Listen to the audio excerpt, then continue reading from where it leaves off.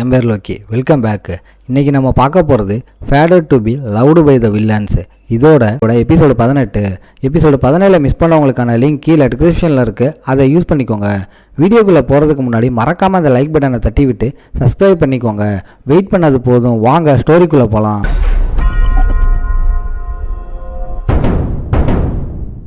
Please எலிஜாவை பார்த்துக்கோ, ஆனால் அவகிட்ட ரொம்ப நல்லவனாக இருக்காத. உன்னை பற்றி பேசும்போதெல்லாம் அவளோட நாலேஜை இழந்துடுறா போல. ஃப்யூச்சரில் சுச்சுவேஷன் இன்னும் மோசமாகிடும்னு எனக்கு ரொம்ப பயமாக இருக்குது.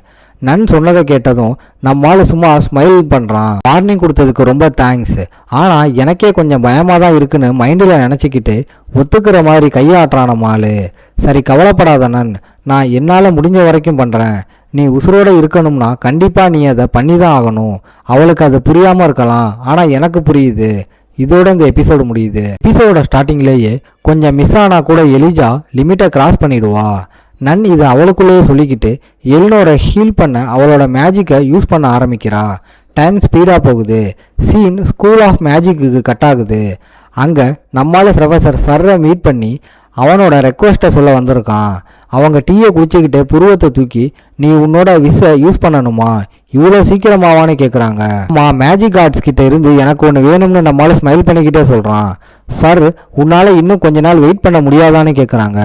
இந்த ரெக்வஸ்ட்டை முடிக்க ஃபர் மட்டும் தனியாக ஒர்க் பண்ண போகிறது இல்லைன்னு நம்மளால சொல்கிறான். நம்மளால் அவனோட விஸ்ஸை யூஸ் பண்ணலைன்னா யாருமே எதுவும் பண்ண வேண்டிய அவசியம் இல்லைன்னு ஃபர் சொல்கிறாங்க. வெட்டி பேச்செல்லாம் ஓரமாக வச்சுட்டு பார்த்தா நம்மளால சும்மா கேஷுவலாக ரெக்வஸ்ட் கேட்கலாம் வரல. வரப்போகிற பிரச்சனைக்கு ஏதோ ரெடி பண்ணதான் நம்மளால நினைக்கிறான். ஃபியூரிஃபைட்ஸ் கூட நடக்க போகிற பேட்டிலில் உசுரை காப்பாற்றிக்க நம்மளால் முடிஞ்ச எல்லாத்தையுமே ரெடி பண்ணி தான் ஆகணும். ஆளோட நிஜமான பிளான் என்னன்னு தெரியாமல் ஃபர்ரு பெருமூச்சு விட்டுட்டு, இது வேற இந்த தப்பான பர்பஸுக்கும் யூஸ் பண்ணாத வரைக்கும் உனக்கு முடிஞ்ச அளவுக்கு சப்போர்ட் பண்ணணும்னு பிரைம் மினிஸ்டர் அட்லாண்டா ஆர்டர் போட்டிருக்காங்க. உனக்கு என்ன வேணும்னு கேட்குறாங்க. இதை கேட்டதும் நம்மளால் எச்சு முழுங்குறான். ப்ரொஃபஸர் கான்ட்ராக்ட் கிளாஸில் நம்ம ஆளுக்கு கிடைச்ச ரிவார்ட்ஸை எல்லாம் மைண்டில் ரீவைண்ட் பண்ணி பார்க்குறான்.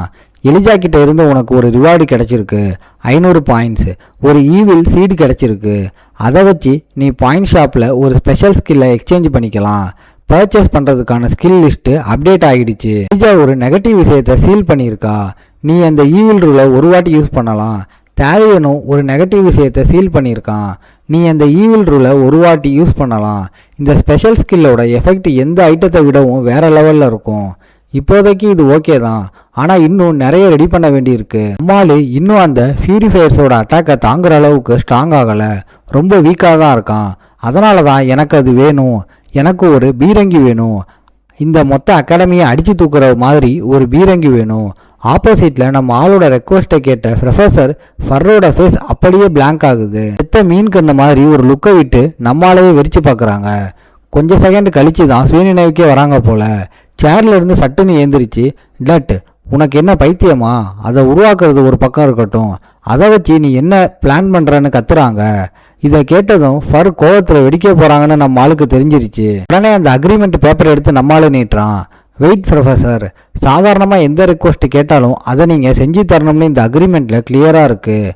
இவ்வளோ சிம்பிளான ஒரு விஷயம் ஸ்கூல் ஆஃப் மேஜிக்கோட ஹெட்டை கண்டிப்பாக திணற வைக்காதுல.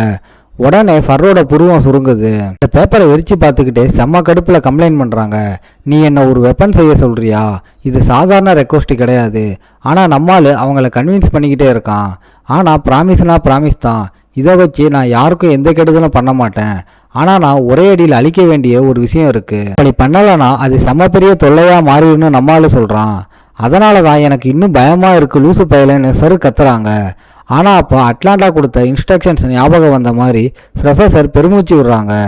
சரி கண்டிப்பாக உனக்கு ஏதாவது ரீசன் இருக்கும்னு நான் நினைக்கிறேன். அது மட்டும் இல்லாமல் மான்ஸ்டர்ஸ் கூட நடந்த பிரச்சனையில் நீ நிறைய ஹெல்ப் பண்ணதால் நான் உனக்கு அந்த பீரங்கியை செஞ்சு தரேன்.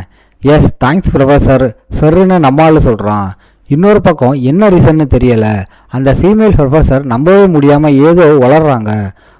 ஹெரமில் 4 பொண்ணுங்க இருக்கிறது மட்டும் இல்லாமல் நீ இந்த வேர்ல்டையை காப்பாற்றுவேன்னு எல்லாரையும் நம்ப வைக்கிறியடா. ஹெரமானு நம்மளால ஆர்வமாக கேட்குறான். அப்போ தான் ஃபெர் ஏதோ தப்பாக உளறிட்டோம்னு ரியலைஸ் பண்ணுறாங்க. உடனே பதறி போய் திரும்பி நம்மளால திட்ட ஆரம்பிக்கிறாங்க. ஐயையோ என் மூளைக்கு என்னாச்சு, உன்கிட்ட பேசினால தான் நான் மொத்தமாக டிஸ்ட்ராக்ட் ஆகிட்டேன், எல்லாம் உன்னால தான் டட். இதுக்கு என்ன காரணம்னா ப்ரொஃபஸர் ஃபெர்ருக்கு 30 வயசு ஆகியும் இன்னும் சிங்கிளாக தான் இருக்காங்க. எந்த பொண்ணுக்காக இருந்தாலும் அது கொஞ்சம் கவலையான வயசு தான். ப்ரொஃபஸர் பேனிக் ஆகிறத பார்த்து நம்மால் உடனே அவங்கள கூல் பண்ண ட்ரை பண்ணுறான். ப்ளீஸ் கூல் ஆகுங்க, என் விசில் எனக்கு இன்னொரு ரெக்வஸ்ட் இருக்குது. எனக்கும் எலிஜாவுக்கும் தலா ஒரு ஐட்டம் அந்த ஃபேண்டஸ்மல் ஆர்கைவில் இருந்து கொடுக்கறதா ப்ரொஃபஸர் ப்ராமிஸ் பண்ணியிருந்தாங்க. அதை நான் இப்போ வாங்கிக்கலாமா? டைம் ஸ்பீடாக போகுது. அடுத்ததாக என்ன பண்ணணும்னு யோசிச்சுட்டே நம்மால் அந்த காரிடாரை நடந்து போய்கிட்டு இருக்கான். குட் நியூஸ், பீரங்கி செய்ய பர்மிஷன் கிடைச்சிருச்சு. இப்போ அதை செய்கிறதுக்கான மெட்டீரியல்ஸ் மட்டும் நான் கலெக்ட் பண்ணணும். அந்த மெட்டீரியல்ஸ் எல்லாத்தையும் அந்த இன்டர்டைனாஸ்டிக் கீயை வச்சு நான் கலெக்ட் பண்ணிடலாம். எல்லாம் பிளான் படி தான் போய்கிட்டு இருக்கு போல. அப்போ தான் நோபல் மாதிரி ட்ரெஸ் பண்ணிட்டு கையில் ஒரு ஸ்டிக்கு வச்சுக்கிட்டு இருக்கிற ஆரஞ்சு ஹேர் வச்ச ஒருத்தன் நம்ம ஆளு முன்னாடி நின்று, ஏய் தம்பி, நீ தான் டட் கேம்பல் கரெக்டானு கேட்குறான். யாரோ கூப்பிடுறத கேட்டதும் நம்ம ஆளு தலையை தூக்கி ஆமாம் கரெக்ட் தானு ஆன்சர் பண்ணுறான். நம்ம ஆளு கன்ஃபார்ம் பண்ணதும் ஆப்போசிட்டில் இருக்கிற அந்த ஆள் ஒரு ஸ்மைல் பண்ணிட்டு கண்டினியூவாக பேசுகிறான். நான் உன்னை இங்கே மீட் பண்ணுவேன்னு எதிர்பார்க்கவே இல்லை. செம்ம கோஇன்சிடென்ஸ். என் பேர் கால்டியா ரிவர் வாக். நான் ஃபியூரிஃபயர் ஷேரிட்டி ஃபண்ட்லேருந்து வரேன். கால்டியாவை பார்த்ததும் நம்மால் மூஞ்சில வேர்த்து ஊற்றுது. ஏன்னா அவன் யாருன்னு நம்மால் சட்டுன்னு கண்டுபிடிச்சிட்டான். இன்னும் ஒரு பித்தலாட்டம். அந்த ஃபண்டே பிளாக் மணியை ஒயிட் ஆக்குற ஒரு செட்டப்பு. கால்டியா ரிவர் வாக் தான் இந்த சாப்டரோட ஃபைனல் பாஸ். இவனை ஃபியூரிஃபயர்னு சொல்லுவாங்க. இவன் தான் ஸ்கார்ச்சிங் ஃப்ளாமோட லீடர். கால்டியா ஒரு ஸ்மைலோட அவன் கையில் ஒரு விசிட்டிங் கார்டை கொடுக்குறான். உன்னை பற்றி நான் நிறைய ரூமர்ஸ் கேள்விப்பட்டேன். ஒரு மான்ஸ்டர் எஸ்கேப் ஆகாமல் நீ ஒருத்தனா நின்று தடுத்து நிறுத்தின, அப்படித்தானே? தைரியம் இல்லைனா எக்ஸ்ட்ரானரி ஸ்கில் இல்லாமல் ஒரு சாதாரண ஆளால் அதை கண்டிப்பாக பண்ண முடியாது. நிஜமாவே செம்ம இம்ப்ரெசிவ். உன்ன மாதிரி ஒரு எக்ஸ்ட்ரானரியான ஸ்டூடெண்ட்டை பார்க்கும்போதெல்லாம் இவங்களோட ஃபியூச்சர் எப்படி இருக்கும்னு நான் யோசிப்பேன்.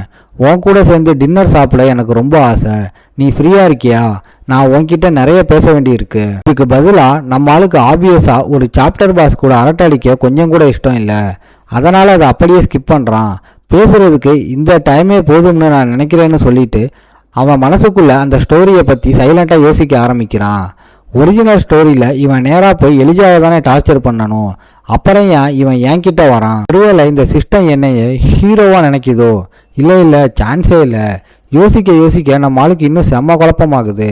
ஆப்போசிட்டில் கால்டியா நம்ம ஆளு ஒத்துக்கிட்டதான் நினச்சிக்கிட்டு கிளம்ப திரும்புகிறான். என்னை சன்செட்டையில் மீட் பண்ணு, 3 நாள் கழிச்சு நான் வெயிட் பண்ணுவேன். அவனே இஷ்டத்துக்கு முடிவு பண்ணுறதை பார்த்து நம்மளால மனசுக்குள்ள அவனோட 18 தலைமுறையும் சைலண்டாக திட்டுறான். அப்புறம் அந்த விசிட்டிங் கார்டை பார்க்குறான். அதில் இருக்கிற கோல்டு கோட்டிங் நம்மளால கண்ணையே கூசுது. இளவெடுத்தவன் என் கண்ணே வலிக்குதுடா. சரி தொலையுது, நான் போறேன்னு நம்ம ஆளு மனசுக்குள்ள புலம்புறான். உண்மையை சொல்லப்போனால் இந்த ஈவெண்ட்டை ஸ்கிப் பண்ண எனக்கு வேற வழியே இல்லை. முன்னாடி மாதிரி தான், ஒன்று ஆன் இல்லைனா ஆஃப். என்னால் என்ன பண்ண முடியும்? எனக்கு என்ன தெரியும், என்ன தெரியாது, அப்புறம் எல்லா ரிஸ்க் ஃபேக்டர்ஸ்.